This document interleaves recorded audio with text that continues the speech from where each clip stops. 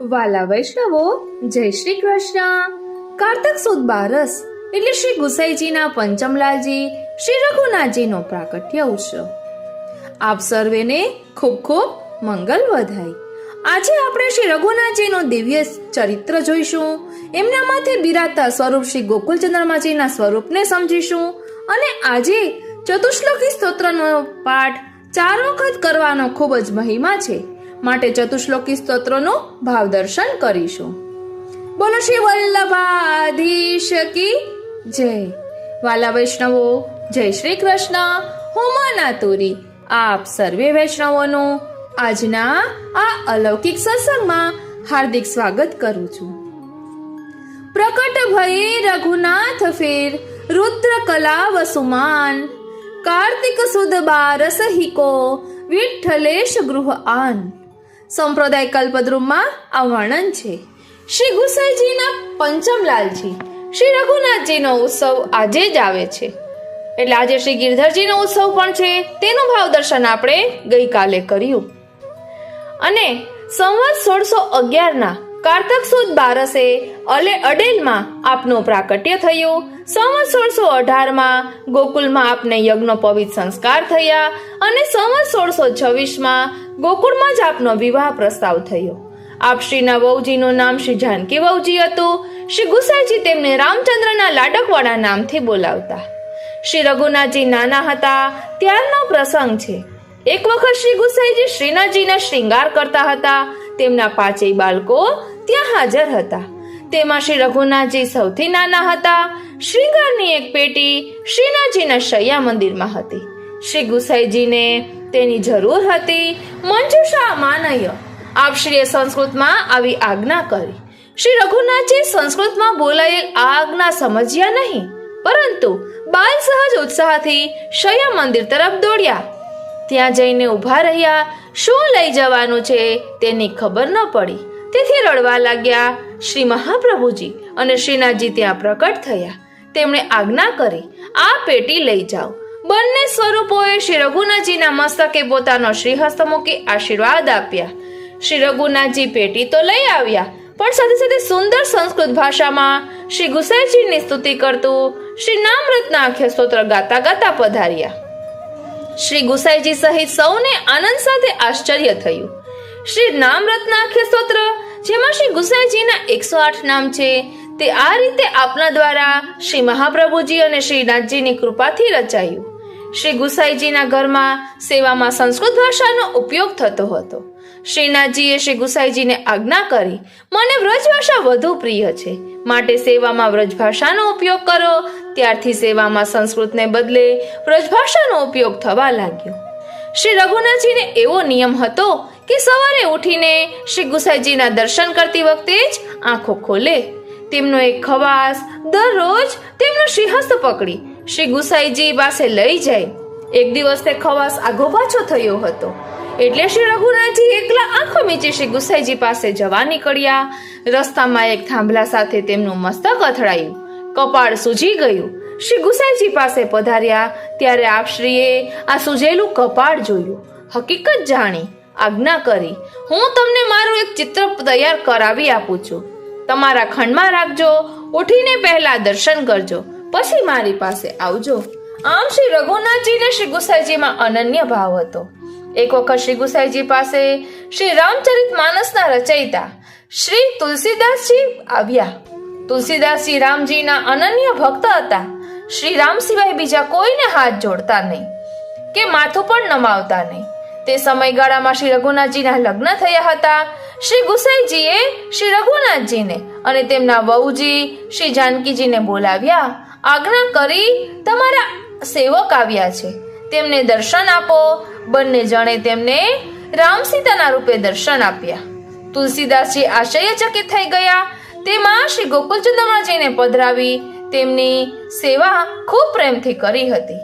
આપ ષડગુણ પૈકી શ્રી ધર્મનું સ્વરૂપ માનવામાં આવે છે. આપ શ્રી ખૂબ વિદ્વાન હતા. આપ શ્રીના રચેલા 14 ગ્રંથો પ્રસિદ્ધ છે.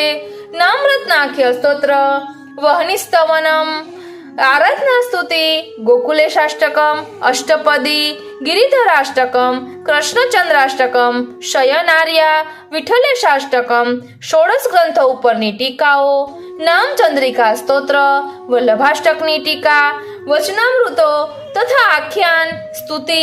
આપશ્રીએ રઘુનાથજીની છાપથી વ્રજભાષામાં કેટલાક પદો પણ રચ્યા છે. સન 1660ના અરસામાં તેમણે નિત્યલીલા પ્રવેશ કર્યો. આશરે 49 વર્ષ તેઓ પૃથ્વી ઉપર બિરાજ્યા. તેમની એક બેઠક ગોકુળમાં છે. તેમને 5 પુત્રો શ્રી દેવકીનંદનજી, શ્રી ગોપાલજી, શ્રી યશોદાનંદજી અને શ્રી દ્વારકેશજી હતા, અને એક પુત્રી શ્રી જમનાજી. બોલો શ્રી વલ્લભાધીશ કી જય. વાલા વૈષ્ણવો, હવે આપણે શ્રી રઘુનાથજીની માથે જે સ્વરૂપ બિરાજે છે, શ્રી ગોકુલચંદ્રમાજી, જે મહારાસ લીલાનું સ્વરૂપ છે, એમની ભાવના સમજીશું. નિરોધ લીલાના તામસ ફલ પ્રકરણના 4થા અધ્યાયની મહારાસ લીલા આ સ્વરૂપમાં પ્રકટ છે. બીજી ગુપ્ત છે. સાક્ષાત મન્મથ આ સ્વરૂપ છે. સ્મયમાન મુખાંબુજ પ્રભુએ પ્રકટ થઈને વ્રજભક્તોને મહારાસ લીલાનું સુખ દીધું છે. સ્વભક્તોના હૃદય દૂષણ મદમાનને સ્વમુખ ભૂષણ બનાવ્યા છે. સ્વરૂપ માત્રથી કામદેવને આપે મથી નાખ્યો છે, જીત્યો છે. સાલી કુલમ કમલ કુલમ જીતમ નિજાકાર માત્ર તો જગતી પ્રકટાતી ગૂઢ રસ ભર જીતો ભવત કુસુમ શરકોટી. ત્રિભંગ લલિત સ્તોત્રમાં આ સ્વરૂપનું વર્ણન છે. પદ કટિગ્રીવા 3 અંગોની લલિત ભંગીમાં છે. તેમાં ડાબો ચરણ સ્થિર છે, તે પુષ્ટિનું સ્થાપન છે. જમણો ચરણ તેના આધારે ઊંચો ત્રાસો છે, તે મર્યાદાનું ઉલ્લંઘન છે. કંઈક અંગુલી ભૂમિને સ્પર્શે છે, તે તો પુષ્ટિ માર્ગથી જ વેદ મર્યાદાની કંઈક જગતમાં સ્થિતિ છે. આ નમતું લલિત ત્રિભંગી સ્વરૂપ તો રસપાત્રોને રસદાન સૂચવે છે. ભરેલું પાત્ર નમે તો સુખથી રસપાન સંભવે છે. બ્રહ્માનંદ અને વિષયાનંદને અણુ જેટલો તુચ્છ તો લીલા રસ નિરૂપક વેણુ કરે છે. તેમાં 6 રંધ્ર એટલે 6 ધર્મ અને ધર્મી આ સ્વરૂપનો જમણો શ્રીહસ્ત અભય કરે છે. શ્રી ગોપી પરિષતુમાં ભજન પ્રશ્નનો ઉત્તર દે છે. ભક્તોના ભજનની સ્તુતિ કરે છે. તર્જની આંગળી અંગુષ્ઠને સ્પર્શે છે. મધ્યમાં અનામિકા કનિષ્ઠિકા ઊંચી છે. આ નૃત્ય મુદ્રા છે. જ્યાં હસ્ત ત્યાં દ્રષ્ટિ, જ્યાં દ્રષ્ટિ ત્યાં મન, જ્યાં મન ત્યાં ભાવ, જ્યાં ભાવ ત્યાં રસ. રાસોત્સવની આ સંપ્રવૃત્તિ છે. વેણુ સ્થિત બંને શ્રીહસ્ત મધ્યમાં છે. દ્રષ્ટિ દક્ષિણ પરાવૃત છે. ભૂમિ પર કૃપા દ્રષ્ટિ છે. અહીં દક્ષિણ પાર્શ્વે વેણુનાદ છે. સ્ત્રી પુરુષ સૌને ભાવોદ્રેક કરાવે છે. ઊંચે વેણુ દેવાંગના માટે, નીચે અધ્યોલોક સામાન્યો માટે, ડાબી તરફ સ્ત્રીઓ માટે, સીધો વેણુના જળ ચેતન સૌના માટે ભગવાન કરે છે. પૃથ્વી, જલ, તેજ, વાયુ, આકાશ આ પંચમહાભૂતની 5 તન્માત્રાઓ છે. ગંધ, રસ, રૂપ, સ્પર્શ, શબ્દ તે 5 પ્રિય છે. પેલું રૂપ નીલ તુલસીજીનો રૂપ નીલ શ્રૃંગાર રસ રૂપતાથી છે. બીજું રસ એટલે નવનીત રસ સુધા સુગંધથી. ત્રીજું ગંધ શ્રી તુલસીજીનો લીલા મન દિવ્ય હોવાથી. ચોથું સ્પર્શ સ્ત્રીઓનો સુધાના આધારરૂપ હોવાથી. પાંચમું શબ્દ વેણુનો પ્રથમ સુધાના આધારરૂપ હોવાથી. શ્રૃંગાર મલ્લકાચનો છે. ગાયોને સુધાદાન માટે બોલાવે છે. નદીઓ નામ ધર્મ સામ્યથી આવે છે. અલૌકિક વેશ જોતા સ્પૃહા થઈ, સ્થગિત થયા. આ વેણુના ડાબી તરફ છે, જેથી જમણા શ્રીહસ્તમાં બાજુબંધ નથી. આ સ્વરૂપ સિંહાસન પર ઉભેલું છે. દ્વિશિખ તકિયા છે. કટી સુધી સ્પર્શ છે. તે આલંબન ઉદ્દીપન બંને વિભાવ છે. શ્રી મહાપ્રભુજીને બ્રહ્મ સંબંધની આજ્ઞા આ સ્વરૂપે કરી છે. શ્રી મધુરાષ્ટકથી ત્યારે શ્રી મહાપ્રભુજીએ સ્તુતિ કરી છે. પ્રભુએ પધારતા જ બ્રહ્મ સંબંધની આજ્ઞા કરી છે. પહેલું મુખ દર્શન થયું, તેથી અધરમ મધુરમ વદનમ મધુરમ આરંભ છે. આ મધુરાધિપતિ સ્વરૂપ છે. શ્રી ગોકુલમાં રસસાગરમાં વૃદ્ધિ કરનાર હોવાથી આ શ્રી ગોકુલ ચંદ્રમાજી છે. મધુરેશજી પણ કહેવાય છે.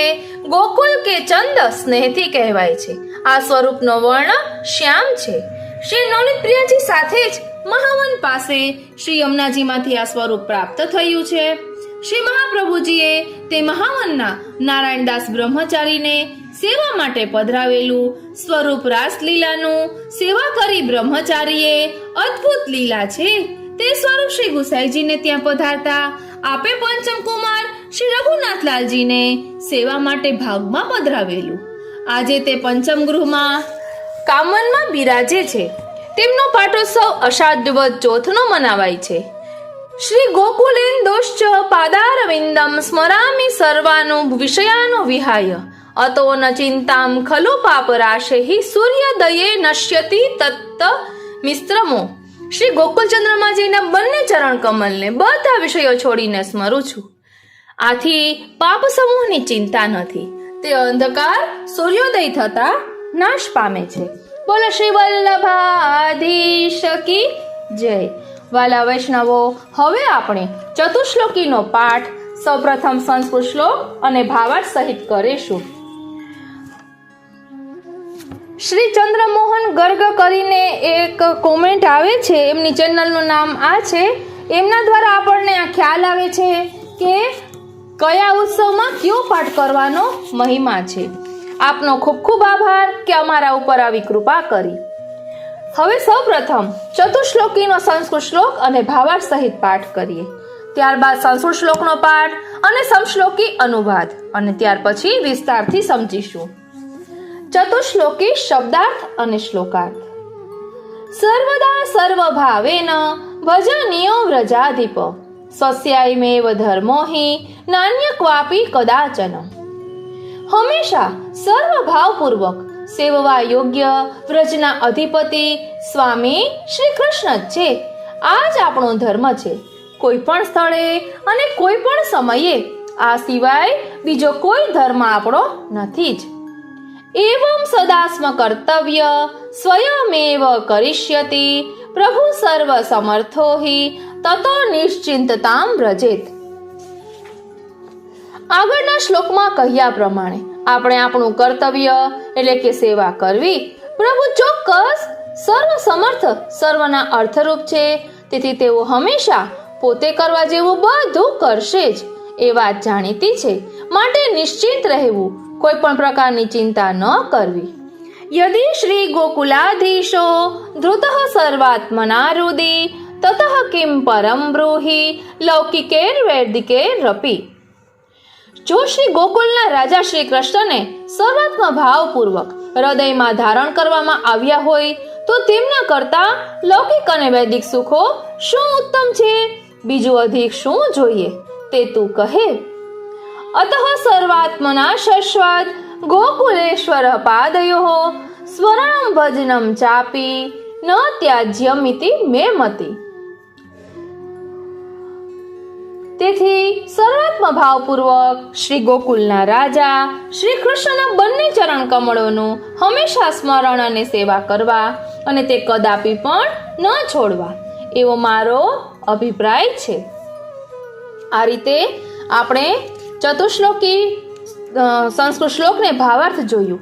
હવે સૌપ્રથમ મૂળ પાઠ કરીએ, એટલે કે સંસ્કૃત શ્લોકમાં પાઠ કરીએ અને ત્યારબાદ સમશ્લોકી અનુવાદ. સર્વદા સર્વભાવેન ભજનીયો વ્રજાધિપ સ્વસ્યાયમેવ ધર્મો હિ નાન્ય ક્વાપી કદાચન. એવં સદાસ્મ કર્તવ્ય સ્વયમેવ કરિષ્યતિ પ્રભુ સર્વ સમર્થો હિ તતો નિશ્ચિંતતામ વ્રજેત.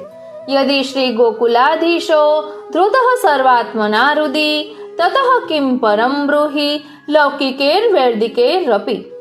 અતઃ સર્વાત્મના શશ્વત ગોકુલેશ્વર પાદયો સ્મરણમ ભજનમ ચાપી ન ત્યાજ્યમિતિ મે મતિ. સમશ્લોકી અનુવાદ. સર્વદાને સર્વભાવે ભજવા વ્રજરાજને માનવીનો એ જ ધર્મ કદી અન્ય કો નથી. એમ પોતાનું કર્તવ્ય પોતે જ કરશે સદા. પ્રભુ છે સર્વ સમર્થ, રહેવું નિશ્ચિંત તો પછી. ધાર્યા શ્રી ગોકુલધીશ હૈયે સર્વાત્મ ભાવથી. કહો પછી અન્ય છે શું જ, લૌકિક વૈદિકે તે. તો સદા સર્વાત્મ ભાવે ચરણો વ્રજ ચંદ્રના સ્મરવા ભજવાનું એ તજશો માં કહું છું એ. આ રીતે ચતુશ્લોકીનો ભાવાર્થ દર્શાવ્યો છે. અને વૃત્રાસુર ચતુશ્લોકી પર પણ શ્રી ગુસાઈજીએ પણ ટીકા લખી છે. તેમાં કહે છે કે હે શ્રી હરિ, હું ચોક્કસ આપના ચરણ કમલને અનન્યતાપૂર્વક સેવનારા દાસોનો પણ દાસ બનું. મન જલ્દીથી રીઝી જનારા પ્રભુનું સ્મરણ કરે, વાણી ગુણગાન કરે, શરીર સેવા કાર્ય કરે, એવી મારા પર કૃપા કરો. મારે સ્વર્ગનું ઇન્દ્રાસન કે બ્રહ્માસનનું પદ કે સ્થાન જોઈતું નથી. મને સમગ્ર પૃથ્વીનું રાજ્ય કે પાતાળ વગેરેનું રાજ્ય પણ ન ખપે. મને યોગની કોઈ સિદ્ધિ નથી જોઈતી અને મોક્ષ પણ નથી જોઈતો. હે પ્રભુ, મને તો આપની જરૂર છે. આપના સિવાયનું મને કંઈ જ ખપતું નથી. જેમને પાંખો ફૂટી નથી એવા પક્ષીના બચ્ચા તેમની માતા પાસે ભોજનની અપેક્ષા રાખે છે. ભૂખ્યા વાછરડા દૂધ માટે એમની માતાની રાહ જુએ છે. પ્રિયતમા વિષાદપૂર્વક એના પ્રિયતમની રાહ જુએ છે. તેમ હે કમલ નયન પ્રભુ, મારું મન આપના દર્શનની ઝંખના કરે છે. હે નાથ, મને સદા આપના ભગવદીઓનો સંગ મળતો રહે. સંસાર ચક્રમાં ભમતા, સંસારમાં આસક્ત સંસારીજનોના સખ્યની મને ઈચ્છા ન થાય. આપની માયાથી મારો આત્મા પુત્ર, પત્ની, ઘર વગેરેમાં આસક્ત ચિત્તવાળો ન થાય. આ રીતે અહીં સમજાવ્યું છે. અને તેવી જ રીતે ચતુશ્લોકી ભાગવત પણ છે કે જેમાં બ્રહ્માજીએ 4 વરદાન માંગ્યા છે કે ભગવાનના પ્રકટ થયેલા અને હવે પછી પ્રકટ થનારા સર્વ રૂપોનું મને જ્ઞાન થાય. ભગવાન સર્વની ઉત્પત્તિ, સ્થિતિ અને લય કરવાની જે લીલા ક્રીડા કરે છે તેનું જ્ઞાન થાય. સૃષ્ટિની રચના કેવી રીતે કરવી તેની ભગવાન શિક્ષા આપે અને સૃષ્ટિની રચના કરતા મને ગર્વ ન થાય. આવા 4 વરદાન ચતુશ્લોકી ભાગવતમાં બ્રહ્માજીએ માગ્યા છે.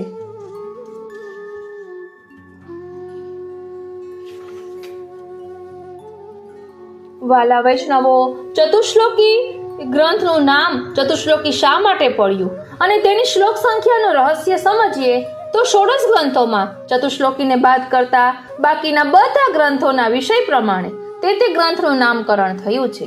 જ્યારે આ લઘુ ગ્રંથનું નામકરણ તેની શ્લોક સંખ્યા ઉપરથી થયું છે. આપણા શાસ્ત્રોના મત મુજબ સંખ્યાનું પણ આધ્યાત્મિક રહસ્ય છે. આપણા મસ્તકમાં અંતઃકરણ નામની 4 માનસિક શક્તિઓ રહેલી છે. તે છે મન, ચિત્ત, બુદ્ધિ અને અહંકાર. આ 4 તત્વો આપણી સર્વ ઇન્દ્રિયોનું સંચાલન કરે છે. આ તત્વો જેટલા શક્તિશાળી એટલો મનુષ્ય વધુ કાર્ય તત્પર. સામાન્યતઃ આ 4 તત્વો માણસોને અહંતા મમતાત્મક સંસારગામી બનાવી એમાં ગળાડૂબ રાખે છે. તેથી મોટા ભાગના માનવ સમાજમાં લૌકિક આસક્તિ સવિશેષ જોવા મળે છે. અંતઃકરણ જ આત્માના ઉદ્ધાર કે અધઃપાત માટે મુખ્ય કારણરૂપ છે. શ્રી મહાપ્રભુજીના મતે શરીર રથ છે, ઇન્દ્રિયો ઘોડા છે, મન સારથી છે, બુદ્ધિ લગામ છે, અહંકાર ચાબુક છે, આત્મા સવાર છે. આપણું અંતઃકરણ લૌકિક આસક્ત હોવાથી શરીરરૂપી રથ આત્માને સંસાર તરફ લઈ જાય છે. એ અંતઃકરણ ભગવદ આસક્ત બને તો શરીરરૂપી રથની દિશા પ્રભુગામી બને. આત્માને ભગવત પ્રાપ્તિ થાય માટે આ ગ્રંથમાં 4 શ્લોકોથી 4 તત્વોવાળા અંતઃકરણને ભગવદ આસક્ત કરવાનો ઉપાય શ્રી મહાપ્રભુજીએ બતાવ્યો છે. માટે તેમાં 4 શ્લોક છે, તેથી તે ચતુશ્લોકી છે. અંતઃકરણનું પહેલું તત્વ છે મન. મન હંમેશા વિવિધ ઈચ્છાઓ કરતું રહે છે. એ ઈચ્છાઓ પાછળ વેગથી દોડતું રહે છે. ઈચ્છાઓના વિષયોમાં રમતું અને રાચતું રહે છે. તેને વિષય ભોગો, ખાવું પીવું, વસ્ત્ર આભૂષણો પહેરવા, મોજશોખ કરવા, કામેન્દ્રિયના ભોગ કરવા વધુ પ્રિય છે. એ મન જો આ ભોગમાંથી છૂટીને ભક્તિ તરફ વળે તો આત્માનો ઉદ્ધાર થાય. મનની રુચિ લૌકિક રાગ, ભોગ, શૃંગારમાં છે. તેનું માર્ગાંતિકરણ પ્રભુ વિષયક રાગ એટલે કે કીર્તન, ભોગ એટલે સામગ્રી અને શ્રૃંગાર એટલે સેવામાં કરવાની શ્રી મહાપ્રભુજીની આજ્ઞા ચતુશ્લોકીના પહેલા સેવારૂપી ધર્મ પુરુષાર્થના નિરૂપણમાં છે. તનુવિતજા સેવા દ્વારા આપણી મનોવૃત્તિનું ઉર્ધ્વીકરણ થાય છે. બીજું તત્વ છે ચિત્ત. મનમાં જાગતી વૃત્તિ, ઈચ્છાના સ્વીકાર કે અસ્વીકારનો દ્વંદ્વ ચિત્તમાં ચાલે છે. આથી ચિત્તની પ્રકૃતિ સ્વભાવ ચંચળ છે. પવનના ઝોકાની સાથે ઘટાદાર વૃક્ષની શાખાઓ આમથી તેમ ફંગોળાય તેમ આપણું ચિત્ત પ્રેય અને શ્રેય વચ્ચે ફંગોળાતું રહે છે. માત્ર પ્રભુ જ આપણું શ્રેય છે એવો નિર્ધાર જો આપણી બુદ્ધિમાં થઈ જાય તો ચિત્તની એકાગ્રતા ભગવાનના સેવા સ્મરણમાં થાય. પ્રભુમાં ચિત્તની પ્રવણતા એકાગ્રતા થતા ભગવાન જ મારું સર્વસ્વ છે એવો ચિત્ત નિર્ધાર કરી લે. પછી સંસાર અને શ્યામ વચ્ચે શું સ્વીકારવું અને શું છોડવું એની ચંચળતા ન રહે. એનું નિરૂપણ શ્રી મહાપ્રભુજીએ અર્થ પુરુષાર્થના રૂપમાં કર્યું છે. ત્રીજું તત્વ છે બુદ્ધિ. બુદ્ધિ કાર્ય કરાવનારી નિશ્ચયાત્મક નિર્ણયાત્મક શક્તિ છે. પંચમહાભૂતાત્મક દેહમાં 5 જ્ઞાનેન્દ્રિયોના વિષયરૂપ 5 તત્વો છે. રૂપ, શબ્દ, ગંધ, સ્વાદ, સ્પર્શ. આ તત્વો 2 પ્રકારના છે, લૌકિક અને અલૌકિક. બુદ્ધિ જો આ 5 વિષયોના અલૌકિક તત્વરૂપ પ્રભુનો સ્વીકાર નિશ્ચયપૂર્વક કરી લે તો બુદ્ધિના એ 5 વિષયરૂપ ભગવાન સ્વયં બની સદા બિરાજમાન થતા એ બુદ્ધિ સર્વ ઇન્દ્રિયોને ભગવતગામી બનાવે. પછી માણસને કોઈ બાબતની અતૃપ્તિ ન રહે. ભગવાન રૂપી પૂર્ણાનંદ મળ્યા પછી એને કઈ વાસના બાકી રહે? ભગવાન સ્વયં કામ પુરુષાર્થ બને છે. એનું નિરૂપણ 3જા શ્લોકમાં છે. ચોથું તત્વ છે અહંકાર. આ તત્વ બુદ્ધિના નિર્ણયનો ઇન્દ્રિયો પાસે અમલ કરાવે છે. બુદ્ધિ પ્રભુમય બની બુદ્ધિમાં ભગવાન સ્વયં બિરાજ્યા એટલે અહંકાર સર્વ ઇન્દ્રિયોને ભગવત કાર્યોમાં લગાવી દે. આંખથી દર્શન, કાનથી કથા કીર્તન શ્રવણ, નાકથી પ્રસાદી તુલસી પુષ્પ તુલસીની સુગંધ, જીભથી ભગવત અધરામૃતનો સ્વાદ અને હસ્તથી ભગવત સ્વરૂપની સેવા દ્વારા સ્પર્શ. આ 5 અલૌકિક વિષયો માટે 9ધા ભક્તિ છે. આ 9ધા ભક્તિનો સમાવેશ સેવા અને સ્મરણમાં થાય છે. સેવા અને સ્મરણ બંને ભક્તિમાં આવશ્યક છે. ભક્તિરૂપી રથના એ 2 પૈડા છે. એક પૈડાથી રથ ન ચાલે. સેવા અથવા સ્મરણ નહીં, સેવા અને સ્મરણ. તે રીતે કરતા કરતા આપણો આ ભૌતિક દેહ અને ઇન્દ્રિયોમાં અલૌકિકતા પ્રગટ થાય. તે જ તનુનવત્વ. તનુનવત્વ થતા આ જ જન્મમાં સાક્ષાત ભગવદ અનુભવ થાય. દેહ છૂટ્યા પછી નવતનુત્વ ગોલોકવાસ મળે. ત્યાં પણ સાક્ષાત ભગવદ અનુભવ થાય. એકવાર ભગવદ અનુભવ થતા પુનર્જન્મ રહેતો નથી. આત્માનો પુષ્ટિ મોક્ષ થાય છે. એનું નિરૂપણ 4થા શ્લોકમાં છે. આમ 4 શ્લોકમાં પુષ્ટિ ભક્તિના 4 પુરુષાર્થ રૂપ ભગવાન પોતે જ છે. ભગવાન જ 4 પુરુષાર્થ માટેનું સાધન છે અને 4 પુરુષાર્થનું ફળ પણ ભગવાન જ છે એવું નિરૂપણ શ્રી મહાપ્રભુજીએ કર્યું. આથી ચતુશ્લોકી અંતઃકરણ ચતુષ્ટયી છે. અંતઃકરણને વિશુદ્ધ દિવ્ય પ્રભુલાયક બનાવનાર છે. આ ગ્રંથમાં બતાવેલા 4 પુરુષાર્થ આધિદૈવિક પુરુષાર્થ છે. તે પુષ્ટિજીવો માટે જ છે. અન્ય શાસ્ત્રોમાં બતાવેલા પુરુષાર્થ આધ્યાત્મિક પુરુષાર્થ છે. તે મર્યાદા જીવો માટે છે. લોક પ્રસિદ્ધ લૌકિક પુરુષાર્થ આધિભૌતિક પુરુષાર્થ છે. તે પ્રવાહી જીવો માટે છે. મર્યાદા માર્ગમાં સાધન અને ફળ અલગ છે. યજ્ઞ કરવો એ સાધન છે, તેનાથી સ્વર્ગની પ્રાપ્તિ થવી એ ફળ છે. પુષ્ટિ માર્ગમાં સાધન અને ફળ એક જ છે. આ દેહથી આ જન્મમાં તનુવિતજા સેવા કરવી એ સાધન છે. તે કરતા આ લોક અને પરલોકમાં સાક્ષાત પ્રભુની અલૌકિક પ્રત્યક્ષ સેવા પ્રાપ્ત થવી એ ફળ છે. આમ ભગવત સેવા સાધન રૂપા અને ફળ રૂપા બંને છે. આ જ રીતે મર્યાદા માર્ગમાં પ્રમાણ, પ્રમેય, સાધન અને ફળ અલગ અલગ છે. પુષ્ટિ માર્ગમાં પ્રમાણ ભગવાન છે, પ્રમેય પણ ભગવાન છે, સાધન અને ફળ પણ ભગવાન છે. એનું નિરૂપણ પણ ચતુશ્લોકીના 4 શ્લોકમાં છે. પહેલા શ્લોકમાં ભગવત સેવા આત્મધર્મ હોવાનું પ્રમાણ છે. બીજા શ્લોકમાં એ જ ભગવાન અર્થરૂપે પ્રમેય સ્વરૂપ છે. ત્રીજા શ્લોકમાં ભગવત ભાવન રૂપ સાધન પણ ભગવાન છે અને ચોથા શ્લોકમાં ભગવાન જ ફળરૂપ બતાવ્યા છે. આ રીતે ચતુશ્લોકીમાં પુષ્ટિ માર્ગીય પ્રમાણ પ્રમેય સાધન અને ફળ ચતુષ્ટયનું નિરૂપણ કરવા માટે આ 4 શ્લોક છે. ત્રીજો ભાવ એ છે કે 4 શ્લોકમાં 8 પંક્તિ અને 16 ચરણ છે. 16 નો આંક ષોડશ કલા સંપૂર્ણતા સૂચવે છે. જે પુષ્ટિ જીવ સંસાર આસક્તિ છોડી ભગવાન શ્રી કૃષ્ણને જ પોતાના 4 પુરુષાર્થ રૂપમાં સ્વીકારી ભગવદીય જીવન જીવે છે તેને આ જ જન્મમાં આદિદેવિક ષોડશ કલાયુક્ત ષોડશ ચરણ ચિહ્નો અને ષોડશ આભૂષણોથી વિભૂષિત રસાત્મક કલાત્મક પૂર્ણ પુરુષોત્તમના સ્વરૂપાનંદની પ્રાપ્તિ અવશ્ય થાય છે. પુષ્ટિ પ્રભુ 4 સ્વામિનીઓના યુથાધિપતિ છે એવો ગૂઢ ભાવ આ ગ્રંથમાં છે. ધર્મ પુરુષાર્થ કુમારિકાઓનું ભાવાત્મક સ્વરૂપ છે જેઓ નંદાલયમાં નિરંતર ભગવત સેવા તત્પર છે. તેથી પહેલા શ્લોકમાં ગૃહ સેવા રૂપ ધર્મ પુરુષાર્થનું વિધાન છે. અર્થ પુરુષાર્થ ચંદ્રાવલીજીનું ભાવાત્મક સ્વરૂપ છે. આ શ્રુતિરૂપા વ્રજ ભક્તોએ ભગવાનને જ પોતાના અર્થ રૂપે સ્વીકારી તેમના લૌકિક ગૃહસ્થાશ્રમને ભગવત ભક્તિમય બનાવ્યો છે. કામ પુરુષાર્થ શ્રી રાધિકાજીનું ભાવાત્મક સ્વરૂપ છે જેમણે પોતાનું સર્વસ્વ પ્રભુને સમર્પિત કરી દીધું છે. તેમણે ભગવત કામરૂપ સર્વાત્મ ભાવને હૃદયમાં ધારણ કરી લીધો છે. મોક્ષ પુરુષાર્થ શ્રી યમુનાજીનું ભાવાત્મક સ્વરૂપ છે. શ્રી યમુનાજી સર્વ ભક્તોને ભગવત પ્રાપ્તિ રૂપી મોક્ષનું દાન કરનારા છે. આમ ચતુશ્લોકી ગ્રંથ સાત્વિક રાજસ તામસ અને નિર્ગુણ ભાવવાળા વ્રજ ભક્તોના ભાવનું ઉદ્બોધન કરાવે છે. ચતુશ્લોકીમાં નિરૂપિત પુષ્ટિ ભક્તિનું સ્વરૂપ જોઈએ તો પ્રભુની કૃપા પુષ્ટિ ભક્તના હૃદયમાં ભક્તિનું રૂપ ધારણ કરે છે. માટે જ પુષ્ટિ ભક્તિ નિષ્કામ ભક્તિ છે.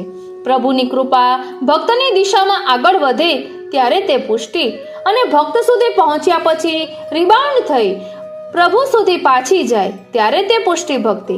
માટે કહેવાયું કે કૃપા ભઈ તબ જાનીએ જબ સેવા હોય. મેઘને પૃથ્વી ઉપર વરસવા માટે કોઈ પ્રયોજન હોતું નથી, તે અહેતુક જ વરસે છે. પૃથ્વી પર વરસેલું જળ ક્યાંક સરિતા બની સાગરમાં ઠલવાઈ વરાળ બની ફરી મેઘ પાસે પહોંચે છે. જેવો મેઘ તેવી ભગવત કૃપા. ભગવત કૃપા પણ અહેતુક હોય છે. તે ભક્તના હૃદયની ધરતી સુધી આવી ત્યાંથી ઉચ્છલિત થઈ પ્રભુગામી બને છે. એને શ્રી મહાપ્રભુજી પુષ્ટિ ભક્તિ કહે છે. પુષ્ટિ ભક્તિનું બીજું નામ ભગવત સેવા. પ્રારંભમાં તે તન્વિતજા સાધન રૂપા અને પછી ફલરૂપ માનસી સેવા. જગતમાં 3 પ્રકારની મનુષ્ય જીવ સૃષ્ટિ છે: પ્રવાહી, મર્યાદા અને પુષ્ટિ. તેમાં પુષ્ટિ જીવોને ભગવાનના શ્રી અંગમાંથી ભગવત સ્વરૂપ સેવા માટે જ ભગવાને સર્જેલા છે. એમના સર્જનનો સ્વરૂપ સેવા જ એકમાત્ર હેતુ છે. નામ સેવા તો મર્યાદા જીવો પણ કરે છે. કેવળ નામ સેવા પુષ્ટિ જીવોનું કર્તવ્ય નથી, પુષ્ટિ ભક્તિનું લક્ષણ નથી. પુષ્ટિ ભક્તિમાં સ્વરૂપ સેવાની સાથે સ્વરૂપ સેવાના અનોસર કાળમાં નામ સેવા છે. એનું કારણ એ છે કે પુષ્ટિ જીવાત્મા ભગવદ અંશ હોવાથી ભગવાનનો સહજ દાસ છે. દાસનો એકમાત્ર ધર્મ સ્વામીના સુખ માટે સ્વામીની સેવા કરવાનો છે. આપણને પ્રશ્ન થશે કે 3 પ્રકારના જીવાત્માઓ ભગવદ અંશ છે, તેથી પ્રત્યેક જીવાત્માનો પરમાત્મા સાથેનો સંબંધ દાસ અને સ્વામીનો જ છે. તો મર્યાદા જીવો પાસે ભગવત સ્વરૂપ સેવાની અપેક્ષા કેમ નહીં? તો એનું કારણ કહે છે કે પુષ્ટિમાં પરમાત્મા જીવાત્માનો સંબંધ માત્ર દાસ ભાવનો નથી, રસાત્મક સ્નેહ ભાવનો છે. કારણ કે પુષ્ટિ પ્રભુ રસાત્મક છે, રસ દ્વિદલાત્મક છે. સંયોગ રસ અને વિપ્રયોગ રસ, સંયોગ અને વિપ્રયોગ બંનેની અનુભૂતિ થાય ત્યારે જ પૂર્ણ રસ પ્રગટ થાય. પ્રારંભમાં સંયોગ રસની અનુભૂતિ સેવા દ્વારા થાય. સેવાના અનુસરમાં નામ સેવા દ્વારા વિપ્રયોગ રસની અનુભૂતિ થાય. સ્થૂળ ઇન્દ્રિયોથી અનુભવાતો ભગવદ રસ જ્યારે સૂક્ષ્મ ઇન્દ્રિયોથી અનુભવાય ત્યારે પૂર્ણ રસનો અનુભવ થાય. અત્યારે આપણી સેવામાં બિરાજતા પુષ્ટિ પ્રભુ સાવરણ ચિત્ર મૂર્તિ આદિના આવરણમાં બિરાજે છે. તેમનું સંયોગ ધર્મ સ્વરૂપ છે. એ પ્રભુ કૃપા કરી આપણી સાથે એમના દિવ્ય સ્વરૂપથી સાક્ષાત પ્રગટ થાય ત્યારે તે એમનું સંયોગ ધર્મ સ્વરૂપ છે. એ પ્રભુનો અનુભવ જ્યારે વિપ્રયોગ અવસ્થામાં અંતઃકરણમાં થાય ત્યારે તે વિપ્રયોગ ધર્મી સ્વરૂપ છે. એટલે સાક્ષાત દર્શન થાય, પ્રકટ થાય તો એ સંયોગ ધર્મી સ્વરૂપ છે. અને એ પ્રભુનો અનુભવ જ્યારે વિપ્રયોગ અવસ્થામાં થાય, અંતઃકરણમાં થાય ત્યારે તે વિપ્રયોગ ધર્મી સ્વરૂપ છે. ફલાત્મક માનસી વ્યસન અવસ્થા સિદ્ધ થતા એ પ્રભુની અનેક રસાત્મક લીલાઓનો અનુભવ અંતઃકરણમાં થતો રહે. ત્યારે તે તેમનો વિપ્રયોગ ધર્મી સ્વરૂપ છે. વિપ્રયોગ ધર્મી સ્વરૂપનો અનુભવ તે ફલાત્મક અવસ્થા છે, પુષ્ટિ ફળ છે. પુષ્ટિ ભક્તિમાં ધર્મ અને કામ એ બે સાધનાત્મક અવસ્થા છે. ધર્મ અવસ્થામાં સ્વરૂપ સેવા, કામ અવસ્થામાં ભગવત ગુણગાન દ્વારા હૃદયમાં ભાવ ભાવન, લીલા ભાવન, અર્થ અને મોક્ષ ફલાત્મક અવસ્થા છે. ધર્મ સેવા દ્વારા સંયોગ ધર્મ સ્વરૂપનો અનુભવ, અર્થ સિદ્ધ થતા સંયોગ ધર્મી સ્વરૂપનો અનુભવ, કામ દ્વારા વિપ્રયોગ ધર્મ સ્વરૂપનો અનુભવ અને મોક્ષ સિદ્ધ થતા વિપ્રયોગ ધર્મી સ્વરૂપનો અનુભવ. મોક્ષમાં સ્વરૂપ અનુભવની પૂર્ણતા છે. આથી શ્રી મહાપ્રભુજી આ ગ્રંથમાં સેવા અને સ્મરણ બંને ઉપર સરખો ભાર મૂકે છે. માટે આપણે પણ સેવા અને સ્મરણ બંને કરવા. બોલો શ્રી વલ્લભાધીશ કી જય. વાલા વૈષ્ણવો, આપણે અગાઉ આ ચતુશ્લોકી ગ્રંથ વિસ્તારથી સમજ્યા છીએ તે આપને અમારી ચેનલમાં મળી જશે. આજનો આ સત્સંગ શ્રીનાથજી, શ્રી યમુનાજી, શ્રી મહાપ્રભુજીના ચરણારવિંદમાં સમર્પિત કરું છું અને આપના ચરણારવિંદમાં એ જ વિનંતી ધરું છું કે અહીં દર્શાવેલા ભાવને અમે અમારા આત્મપટલ પર ધારણ કરી શકીએ એવી કૃપા કરો. જય શ્રી કૃષ્ણ.